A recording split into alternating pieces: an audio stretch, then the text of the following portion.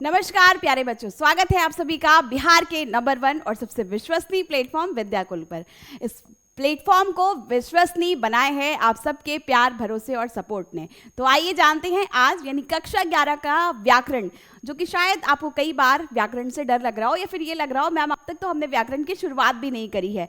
आज व्याकरण का बहुत ही आधारभूत टॉपिक, मतलब सबसे जीरो लेवल वाली तैयारी कह सकते हैं मैम, बिल्कुल यानी कि सबसे पहला टॉपिक व्याकरण का बेटा आज हम डिस्कस करने वाले हैं, पढ़ने वाले हैं। और यकीन मानिए कि अगर आज की क्लास आपने पूरी देख ली तो आज के बाद आपको वर्णमाला से तो कोई भी दिक्कत नहीं होने वाली है। और वर्णमाला बेटा ना सिर्फ कक्षा 11 और 12 यानी कि बिहार बोर्ड के बाद भी आपकी कोई प्रतियोगी परीक्षा होगी तो पूरा का पूरा व्याकरण आप सभी के काम आने वाला है बहुत अच्छी तरह से।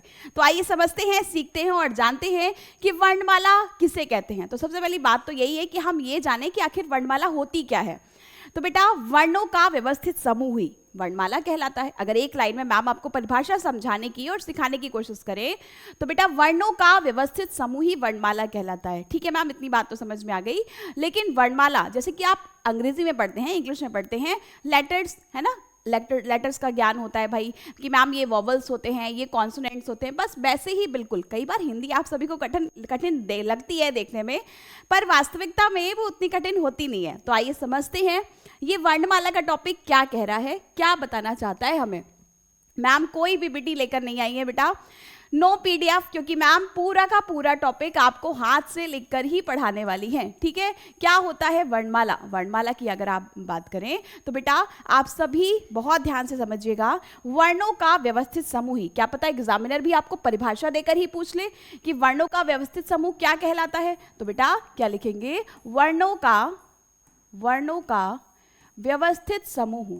व्यवस्थित मतलब समझते हैं ना, मतलब क्रमानुसार। ठीक है, व्यवस्थित समूह। अब जैसे हम ABCD पढ़ते हैं तो AD FG GA ZK कुछ भी तो नहीं बोलते ना, बल्कि व्यवस्थित रूप से पढ़ते हैं। तो ऐसे ही हिंदी में भी अक्षरों को, वर्णों को व्यवस्थित रूप से पढ़ना ही वर्णमाला कहलाता है। इतनी बात समझ में आ गई सभी को। बहुत जीरो लेवल से बहुत आसान तरीके से मैम आपको सिखाएंगी, बिल्कुल भी परेशान नहीं होना है।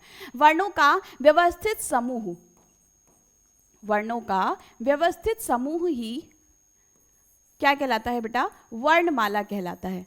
इतनी बात सभी को क्लियर होगी, वर्णों का व्यवस्थित समूह ही वर्णमाला कहलाता है। अब आप सब कहेंगे ठीक है मैम, इतनी बात तो हमें समझ में आ गई कि भाई क्रमानुसार अक्षर लगे हुए हैं, वर्ण लगे हुए हैं, तो ये सारे के सारे क्या कहलाते हैं, वर्णमाला। ठीक है, एक प्रश्न मैम आपसे और एक्स्ट्रा पूछना चाहती हैं कि बेटा ध्यान रखिएगा, एग्जाम में यानी कि प्रश्न पत्र में या फिर कहीं भी कोई भी आपसे ये पूछे कि जरा ये बताओ वर्ण क्या होता है, अक्षर क्या होता है ना, और ध्वनि क्या होता है। वर्ण क्या होता है, अक्षर क्या, क्योंकि हम वर्णमाला पढ़ रहे हैं तो ये बात जानना हमारे लिए बहुत ज़्यादा ज़रूरी है कि वर्ण क्या होता है, अक्षर क्या होता है और ध्वनि क्या होता है। तो बेटा वर्ण की अगर हम बात करें, वर्ण बोले, अक्षर बोले या फिर ध्वनि बोले, ये सब के सब एक ही बात है। समझ में आई, मतलब एग्जामिनर आपको प्रश्न पत्र में वर्ण लिख के दे दे, अक्षर लिखा हो, ध्वनि लिखा हो, सबकी बात एक ही है, तो नो कंफ्यूजन। इतनी बात में आपको कोई परेशानी होने वाली नहीं है। ठीक है, अब कई बार थोड़ा सा प्रश्न एग्जामिनर और बदल सकता है कि भैया जरा ये बताओ भाषा की सबसे छोटी इकाई क्या होती है। बताओ जरा फटाफट, किसी को पता है आंसर भाषा की। इसीलिए तो मैम बेटा कोई PDF नहीं लेकर आई है कि बच्चों को सामने से एक बार लिख के पढ़ने में जो मजा आता है ना, वो PDF में उतना नहीं आता है ना। तो भाषा की सबसे छोटी इकाई, भाषा की सबसे छोटी इकाई। और सोनाली मैम अगर आप सबके साथ जुड़ी है तो यकीन मानिए कि आपको टॉपिक में कोई भी परेशानी होने वाली नहीं है। भाषा की सबसे छोटी इकाई, सबसे छोटी इकाई। अगर आप सबको भी आंसर पता हो तो फटाफट से कमेंट में बताइएगा क्या आंसर हो जाएगा। ठीक है, भाषा की सबसे छोटी इकाई क्या होती है। लेकिन अगर आप एग्जामिनर प्रश्न की भाषा को थोड़ा सा बदल दे, क्या लिख दे भाई इसकी जगह पर, इसकी जगह पर क्या पता एग्जामिनर का मूड हो थोड़ा गुस्से वाला और वो ये लिख दे कि भाषा की सबसे छोटी, भाषा की सबसे छोटी सार्थक इकाई। भाषा की सबसे छोटी सार्थक इकाई क्या होती है। सार्थक का मतलब समझते हैं ना, जिसका अर्थ हो। ठीक है, तो बेटा इन सभी में क्या दोनों आंसर एक ही होंगे या फिर दोनों के दोनों आंसर अलग अलग होंगे। तो बहुत ध्यान से समझिएगा कि बेटा जब एग्जामिनर आपसे पूछे भाषा की सबसे छोटी इकाई, तब आपका आंसर हो जाएगा क्या वर्ण बोलें, अक्षर बोले या फिर ध्वनि बोले। इसीलिए मैम ने आपको ये पॉइंट पहले क्लियर कर दिया था कि बेटा वर्ण लिखा हुआ हो, अक्षर लिखा हुआ हो, ध्वनि लिखा हो, लेकिन कंफ्यूज नहीं होना है, ठीक है। यहीं पर अगर सार्थक इकाई की बात हो, सार्थक का तो मतलब ही होता है ना भैया जिसका कुछ ना कुछ अर्थ हो, है ना। तो बेटा सार्थक इकाई होती है शब्द। अब ये कैसे मैम, तो भैया आओ जरा उदाहरण से समझ लेते हैं। कहीं पर भी मैम ने अगर सिर्फ क लिख दिया है, ट लिख दिया है, तो आप कहोगे मैम ये क्या है, हमें तो उसका कुछ मतलब ही नहीं समझ में आ रहा है। लेकिन यहीं पर अगर मैम पूरा का पूरा शब्द लिख दे रही हैं, यानी कि ये पूरा का पूरा अक्षरों को मिलाकर एक शब्द बन गया, तो इसका सार्थक अर्थ होता है। क्या होता है, सार्थक अर्थ होता है। तो आप कहेंगे मैम ये बिल्कुल सही है। तो यही मतलब होता है कि बेटा भाषा की सबसे छोटी इकाई क्या होती है, वर्ण, अक्षर या ध्वनि होती है। लेकिन जब इसी में सार्थक जुड़ जाता है तो आपका आंसर क्या हो जाएगा, शब्द हो जाएगा। इतनी बात में किसी को कोई परेशानी तो नहीं होगी, क्लियर है। अब आ जाते हैं भैया, बात हो रही है वर्णमाला की। तो अभी अगर मैम बात करें तो भैया हम सब अगर देखा जाए तो अपने अपने अभिभावकों पर, अपने अपने पेरेंट्स पर, माता पिता पर निर्भर ही तो हैं। तो हम सब कौन हैं, है ना। लेकिन आप इतने मतलब निर्भर हैं, लेकिन इतने भी नहीं कि हम अपना काम अपने आप ना कर पाएँ, चल फिर ना पाएँ, घूम ना पाएँ, उसमें तो हम माहिर हैं, है ना।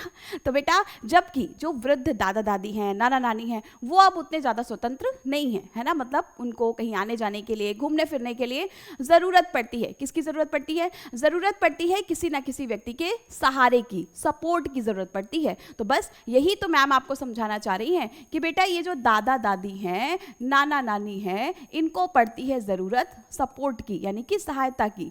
मतलब जो हम लोग हैं, अब भैया हम तो ठहरे इंटेलिजेंट और हम बड़े भी हो गए हैं, है ना। तो बेटा हमें जरूरत नहीं पड़ती है। इसका मतलब कि मैम आपको क्या समझाना चाह रही है इसके आधार पर कि बेटा आपसे पूछा जाए वर्णमाला में क्या क्या होते हैं, तो सीधी सीधी बात आपको याद रखनी है कि बेटा पूरी की पूरी चर्चा स्वर और व्यंजन की ही है। मतलब अगर मैम हमें स्वर और व्यंजन समझ में आ गए, इसका मतलब हमारा वर्णमाला का टॉपिक क्लियर हो जाएगा। जी हाँ बिल्कुल। तो क्या होते हैं स्वर, स्वर हैं भैया हमारे दादा दादी, नाना नानी, है ना, दादा दादी और हमारे नाना नानी, ठीक है। क्यों स्वर हैं, नहीं, देखो अब यही बात मैम आपको क्लियर करना चाहती हैं कि बेटा स्वर जो हैं वो क्या होते हैं। स्वरों की अगर हम बात करें बाबू, तो स्वर होते हैं कैसे, स्वर होते हैं पूरी तरह से स्वतंत्र। हालांकि दादा दादी भी स्वतंत्र है, वो अपने फैसले तो खुद ले सकते हैं, हम थोड़े ना बोल सकते हैं कुछ में कुछ भी, है ना। तो बेटा स्वतंत्र कौन होते हैं, स्वर। और जबकि व्यंजन जो होते हैं वो स्वरों पर आधारित होते हैं। किस पर होते हैं, स्वरों की सहायता लेनी पड़ती है ना, स्वरों पर निर्भर होते हैं। क्यों, ऐसा क्यों कह रही हैं मैम आप, है ना, स्वरों पर निर्भर होते हैं। कैसे समझेंगे भाई, बेटा जैसे कोई अक्षर लिखा है ट, जैसे कोई अक्षर लिखा है माँ, तो हमारा आपको देखने में तो ये लगता है कि सिर्फ ये मैम एक ही अक्षर तो लिखा है, ये अलग अक्षर है, ये अलग अक्षर है। लेकिन अगर इनको बहुत ध्यान से अपनी सरसरी निगाहों से देखें तो बाबू ये सिर्फ एक अक्षर नहीं लिखा है, बल्कि यहाँ पर दो अक्षर लिखे हैं। और ये ऐसा कई बार मम्मी ने मार मार के आपको सिखाया भी होगा कि भैया जब किसी के नीचे कुछ नहीं होता है, कोई मात्रा नहीं होती, इसका मतलब कि इसमें एक मात्रा छिपी हुई होती है, तभी ना हम इसको टा पढ़ते हैं। और यहीं पर कुछ भी मात्रा, अगर यहाँ पर एक और मात्रा लगा देंगे तब तो ये दो मात्राएं हो जाएंगी, लेकिन अभी यहाँ पर कुछ भी नहीं है, इसका मतलब इसमें एक मात्रा कहीं ना कहीं छिपी हुई है। बात समझ में आई, पॉइंट क्लियर हो रहा है, ये समझ पा रहे हो मैम तुम्हारी बुद्धि में क्या बताना चाह रही हैं, क्या समझाना चाह रही हैं, ठीक है। तो बेटा स्वर हमेशा स्वतंत्र होते हैं, ठीक है। अब अगर हम इसकी एक लाइन में परिभाषा लिखें तो हम क्या लिख सकते हैं कि स्वरों के उच्चारण में स्वर हमेशा स्वतंत्र होते हैं, स्वतंत्र होते हैं, क्या होते हैं, स्वतंत्र होते हैं। इनके उच्चारण में, उच्चारण मतलब बोलने में, ठीक है, इनके उच्चारण में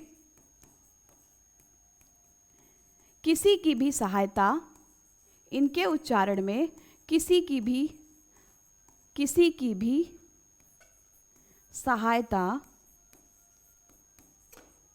सहायता नहीं लेनी पड़ती है। ठीक है।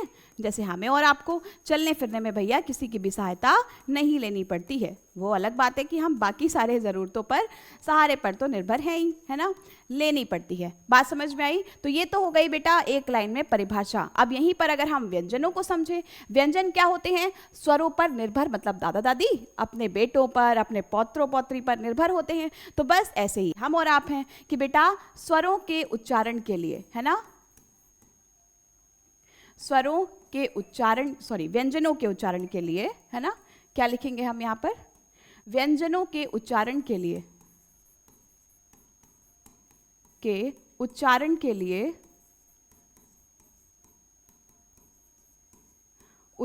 के लिए स्वर की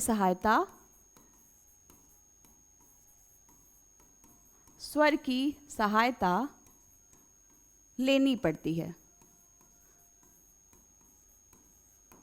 स्वर की सहायता लेनी पड़ती है। बात समझ में आई?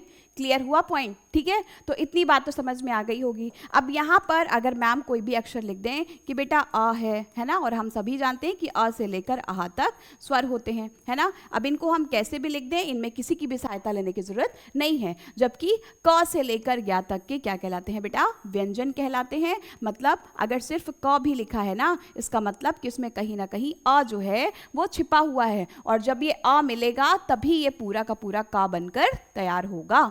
बात समझ में आई? इतनी क्लियर है इतना पॉइंट? अब आगे देखते हैं भैया, है ना। यहां तक तो हमने सीख लिया, लेकिन मैम अगर एग्जामिनर हमसे थोड़ा और कठिन प्रश्न पूछ ले कि भैया स्वर तो ठीक है ना, यहां पर एक पॉइंट और देखो भाई कि स्वर परिभाषा तो ये होती है, लेकिन एग्जामिनर क्या पता आपसे पूछ ले कि स्वरों की संख्या कितनी होती है, तो क्या बताओगे भैया? तो बोलना कि 11 होती है। हमारी सोनाली मैम ने हमें सब सिखा कर भेजा है। तो स्वरों की संख्या बेटा कितनी होती है? 11। जबकि यहीं पर व्यंजन की बात करें, व्यंजनों की संख्या कितनी होती है? व्यंजनों की संख्या होती बेटा 33, यानी कि 33। लेकिन एग्जामिनर तुमसे भी ज्यादा होशियार है। क्या पता वो ये पूछ ले कि ये बताओ भैया कुल वर्ण कितने होते हैं? हिंदी वर्णमाला में कुल वर्णों की संख्या कितनी होती है? तब रोने मत लग जाना। तब क्या आंसर होगा कि हमें ये भी बताया है मैम ने, कुल वर्णों की संख्या 52 यानी कि 52 होती है। क्लियर? समझ में आई इतनी बात? तो अब आगे आते हैं भैया। अब एग्जामिनर का अगला प्रश्न ये होगा कि स्वर तो तुम पढ़ के आए हो, लेकिन जरा ये बताओ स्वरों के भेद कितने होते हैं, तब जानूं मैं तुम्हें। तो बेटा स्वरों के भेद की अगर हम बात करें, स्वरों के कुल 3 भेद होते हैं। कौन कौन से 3 होते हैं? पहला, दूसरा और तीसरा। एक एक करके सभी को समझ लेते हैं, है ना। स्वर के 3 भेद होते हैं। पहला हो जाता है बेटा जिसे हम ह्रस्व स्वर या फिर मूल स्वर के नाम से जानते हैं। किसके नाम से? ह्रस्व स्वर या फिर मूल स्वर के नाम से जानते हैं। जबकि यहीं पर दूसरा स्वर जिसे हम दीर्घ स्वर के नाम से जानते हैं। समझते जाना है एक एक पॉइंट, कोई भी परेशानी नहीं होनी चाहिए। और अगला यानी कि तीसरा और अंतिम भेद कौन सा हो जाता है बेटा? प्लुत स्वर हो जाता है। कौन सा हो जाता है? तीसरा और अंतिम भेद हो जाता है प्लुत स्वर। ठीक है, प्लुत स्वर। ठीक है मैम, ये तो समझ में आ गया, लेकिन अब ये भी तो पता होना चाहिए कि ह्रस्व स्वर होते क्या हैं, दीर्घ स्वर होते क्या हैं, प्लुत स्वर क्या होते हैं। तो बेटा जिनके उच्चारण में सबसे कम समय लगता है, क्या याद रखोगे कि मैम ने बताया है जिनके उच्चारण में सबसे कम समय लगता है, सबसे कम समय लगता है। ठीक है, जिनके उच्चारण में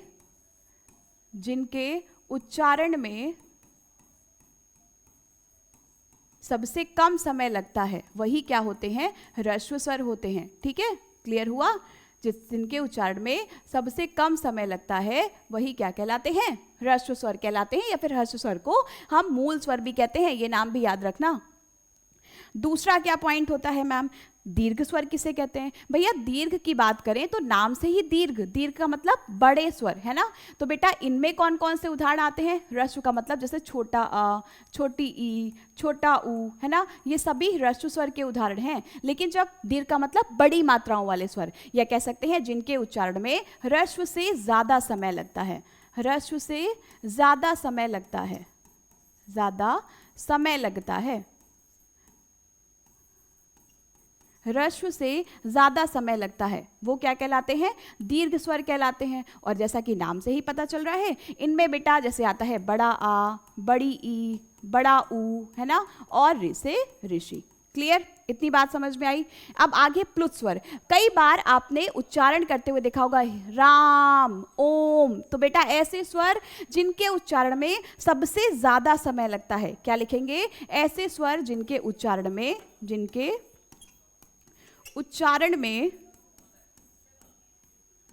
सबसे ज्यादा समय लगता है, जिनके उच्चारण में सबसे ज्यादा समय लगता है, सबसे ज्यादा समय लगता है, वही क्या कहलाते हैं? प्लुत स्वर। अब प्लुत स्वर के उदाहरण कौन कौन से हो जाते हैं? तो बेटा कई बार आपने पुकारते हुए किसी को देखा होगा और फिर ऐसी मात्राएं लग जाती हैं, राम, है ना, कई बार ओम, ऐसी ऐसी मात्राएं लगा दी जाती हैं जिसे हम कहते हैं प्लुत स्वर। तो आप समझ में आ गई इतनी बात? क्या होते हैं ह्रस्व स्वर? स्वर के कितने भेद होते हैं? ठीक है, ह्रस्व स्वर, दीर्घ स्वर और प्लुत स्वर। किसे क्या कहते हैं? जिनके उच्चारण में सबसे कम समय लगता है, जिनके उच्चारण में ह्रस्व से ज्यादा समय लगता है, और जिनके उच्चारण में सबसे ज्यादा समय लगता है वो कहलाते हैं, ये कलर दिख नहीं रहा है क्या आपको? जिनके उच्चारण में सबसे ज्यादा समय लगता है वो कहलाते हैं बेटा प्लुत स्वर। क्लियर हुआ? अब आगे आ जाते हैं मैम व्यंजनों की भी तो बात कर लें, थोड़ा बहुत कम से कम व्यंजन के बारे में भी तो जान लें। थोड़ा बहुत नहीं भाई, पूरा पूरा जानेंगे। तो बेटा मैम ने आपको पहले ही बताया कि व्यंजन यानी कि क से लेकर ज्ञ तक, संख्या की बात करें कुल 33 हो जाते हैं, है ना। लेकिन अगर मैम यहाँ पर लिखें, है ना, क, ख, ग, घ, मैम कभी सोचा ही नहीं था कि हमें फिर से व्यंजन पढ़ने पड़ेंगे। च, छ, ज, झ और इया। ठीक है, फिर क्या आ जाता है? ट, ठ, ड, ढ और ण, है ना। फिर त, थ, द, ध और न। अगला क्या आ जाता है? प, फ, ब, भ और म।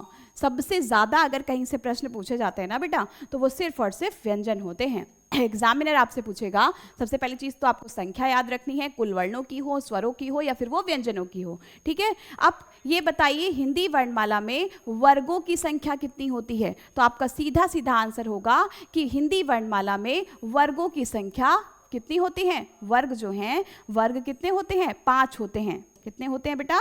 5 होते हैं। कौन कौन से? तो बेटा यही है, जैसे इसको बोलेंगे हम क वर्ग। प्रत्येक व्यंजन वर्ग में उसके पहले अक्षर के अनुसार ही उसका नाम दे दिया जाता है। जैसे यहाँ पर पहला अक्षर क है तो ये क्या हो जाएगा? क वर्ग, च वर्ग, ट वर्ग, त वर्ग और प वर्ग। क्लियर? इतनी बात समझ में आई?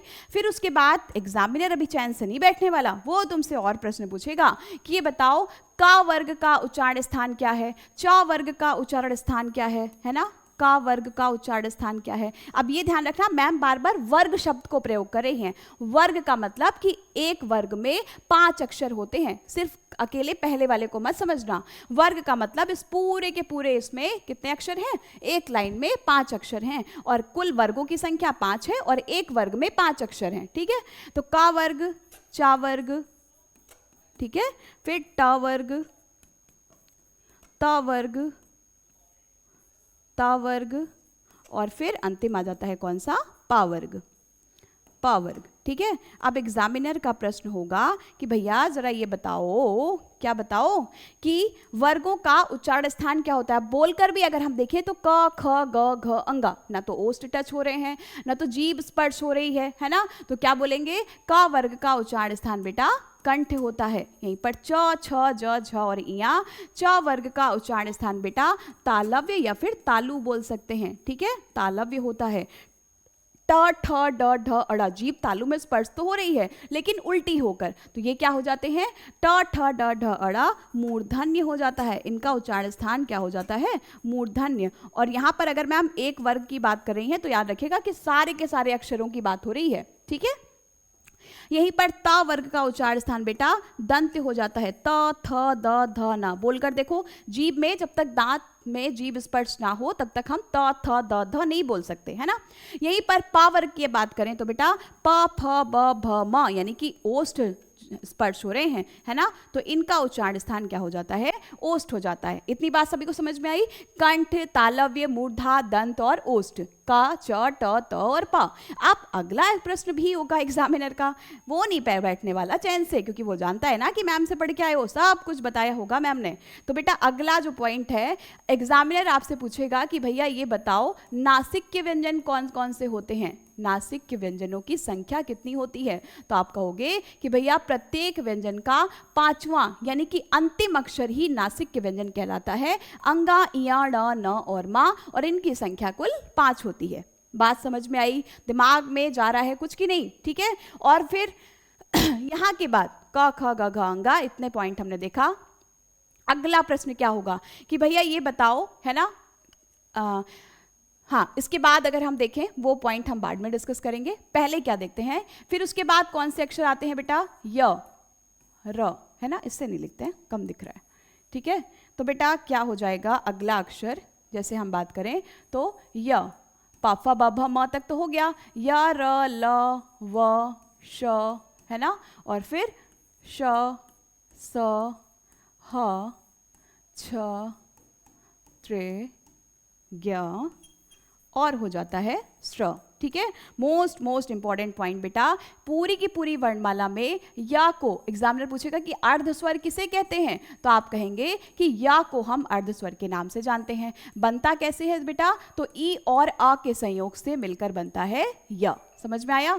रा क्या होता है, पूरी की पूरी वर्णमाला में बेटा प्रकंपित और लुंठित व्यंजन के नाम से जाना जाने वाला सिर्फ एक ही अक्षर है, वो है कौन सा, र, ठीक है। फिर पूरी की पूरी वर्णमाला में ला यानी कि ला को हम कहते हैं पार्श्विक व्यंजन, क्या कहते हैं, पार्श्विक व्यंजन, जबकि वा को हम कहते हैं दंतोष्ठ व्यंजन, क्या कहते हैं, दंतोष्ठ। वा बनता कैसे है, उ और आ के संयोग से बनता है वा, ठीक है। फिर उसके बाद इस शा का उच्चारण स्थान बेटा तालव्य, शालू होता है ना, तो इसको हम तालु भी तो बोल सकते हैं, ठीक है। और जबकि इस सा का उच्चारण स्थान बेटा क्या होता है, मूर्धा यानी कि मूर्धन्य होता है, क्या होता है, तीनों शा है और तीनों का उच्चारण स्थान अलग अलग है, ध्यान रखना। जबकि इस सा का उच्चारण स्थान बेटा क्या होता है, दंत, सांप इसी से तो लिखते हो ना, इसका उच्चारण स्थान दंत होता है। जबकि पूरी की पूरी वर्णमाला में बेटा काकल्य व्यंजन के नाम से जाना जाने वाला व्यंजन सिर्फ और सिर्फ कौन होता है, हा होता है। काकल्य तो होता है, लेकिन अगर देखें तो साथ साथ इसकी ध्वनि बेटा कंठ भी होती है, ठीक है। फिर यहीं पर छ, त्रे, ज्ञ और श्रा, ये 4 हो जाते हैं जिनको हम बेटा क्या कहते हैं, संयुक्त व्यंजन के नाम से जानते हैं। एग्जामिनर आपसे पूछेगा कि बेटा जी जरा ये बताओ संयुक्त व्यंजनों की संख्या कितनी होती है, तो आप कहेंगे कि 4 होती है। मैम ने हमें बहुत अच्छे से बताया है, 4 कौन कौन से, छ, त्रे, ज्ञ और स्र। समझ में आई इतनी बात, इतने पॉइंट तो भैया दिमाग में बिल्कुल अच्छी तरह से बस गए होंगे, बसे कि नहीं है, जल्दी से बताओ। सब कुछ मैम ने आपको पूरी तरह से हैंड रिटन बताया है, कुछ भी अलग से बताने की जरूरत नहीं है। क्लियर है, समझ में आया पॉइंट। तो भैया अर्धस्वर, प्रकंपित, लुंठित, पार्श्विक, दंतोष्ठ सब कुछ बिल्कुल आसानी से क्लियर है। लेकिन लेकिन लेकिन एग्जामिनर अगर पूछ लेगा आगे कि भैया जरा ये बताओ अल्प प्राण की होवेला, है ना, अल्प प्राण की होवेला, अजी महाप्राण की होवेला, या फिर हम बात करें तो अघोष क्या होते हैं भैया जरा ये भी बता दो, है ना। या फिर बात करें तो घोष और सघोष क्या होते हैं जरा ये भी बता दो, है ना। अब पढ़ ही रहे हैं तो जरा ढंग से पढ़ लेते हैं। तो घोष बोले या सघोष बोले बच्चा एक ही बात होती है, ध्यान रखना, ठीक है। अब सीधा सीधा अगर हम देखें तो बेटा यहाँ पर जैसे हमने पढ़ा किसी भी व्यंजन वर्ग का पहला, है ना, पहला, तीसरा और पांचवा व्यंजन किसके नाम से, अल्प प्राण के। किसी भी व्यंजन की बात करें चाहे वो ये कोई भी ले लें, पहला, तीसरा और पांचवा व्यंजन अल्प प्राण के नाम से जाना जाता है। जबकि किसी भी व्यंजन वर्ग का बच्चा दूसरा और चौथा व्यंजन, दूसरा और चौथा व्यंजन महाप्राण के नाम से जाना जाता है। किसी भी व्यंजन वर्ग का पहला और दूसरा, ठीक है, पहला दूसरा व्यंजन अघोष के नाम से, जबकि तीसरा चौथा और पांचवा व्यंजन घोष या सघोष के नाम से जाना जाता है। मैम चाहती तो ये किताब की तरह लिख के भी आ सकती थी, लेकिन ये जो खिचड़ी बनाने में जितना समझ में आता है ना, और कोशिश करिएगा कि आप भी जैसे भी पढ़ रहे हो एक बार ये पूरे के पूरे नोट्स अगर बना लिए तो पूरी जिंदगी में मैं दावा कर सकती हूँ कि आप वर्णमाला तो भूलने वाले नहीं हो, है ना। तो बेटा आगे अगर हम देखें यहाँ पर, ठीक है, तो अल्प प्राण क्या होते हैं भैया, अगर हम लिखेंगे बहुत अच्छी तरह से तो आप कहेंगे मैम किसी भी व्यंजन वर्ग का पहला, तीसरा और पांचवा व्यंजन ही अल्प प्राण कहलाता है, जबकि किसी भी व्यंजन वर्ग का दूसरा और चौथा व्यंजन महाप्राण कहलाता है। किसी भी व्यंजन वर्ग का पहला और दूसरा व्यंजन अघोष के नाम से जाना जाता है, जबकि किसी भी व्यंजन वर्ग का तीसरा, चौथा और पांचवा व्यंजन घोष या सघोष के नाम से जाना जाता है। ठीक है, तो यहां तक बेटा हमने सारे के सारे पॉइंट्स डिस्कस किए और उम्मीद है कि आप सभी को सारा का सारा टॉपिक, वर्णमाला क्या होती है, स्वर क्या होते हैं, स्वर के भेद कितने होते हैं, व्यंजन क्या होते हैं, इनका उच्चारण स्थान क्या होता है, अल्प प्राण क्या होते हैं, महाप्राण क्या होते हैं, अघोष क्या होते हैं, सघोष क्या होते हैं, सब कुछ मैम ने बिल्कुल डिटेल में, बिल्कुल हैंड रिटन नोट्स की तरह आपको सिखाया है। तो क्लास अच्छी लगी हो, वीडियो अच्छा लगा हो तो वीडियो के बाद कमेंट करके जरूर बताइएगा, जिससे कि मैम आगे और भी क्लासेस के लिए और भी टॉपिक्स के वीडियो आप सभी के लिए ला सकें। तो आप सभी का प्यारा सपोर्ट ऐसे ही बना रहना चाहिए। मिलते हैं अगले वीडियो में, कमेंट करना बिल्कुल मत भूलिएगा। तब तक के लिए thank you, bye bye, take care.